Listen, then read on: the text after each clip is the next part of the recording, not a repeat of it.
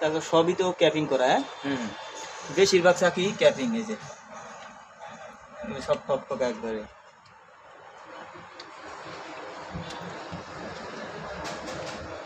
সবাই খালি এই যে লিকুইড দেন পাতিল ভরা, এই যে ঠান্ডার ভিতরে গদগুলো আসলো দেয় পাতিল ভরা দেয়া গেছে লিকুইড, আর এই দেন লিকুইড কনে তলে পড়ে গেল কয়েক সর্বোচ্চ 3-4 কেজি লিকুইড হবো, এখন তো কাপে ধরবেই। আর এই যে কাইটা এই যে থুমো আমিও যে এই যে এইগুলো রাখার পরেও ঝরতে থাকবো খালি।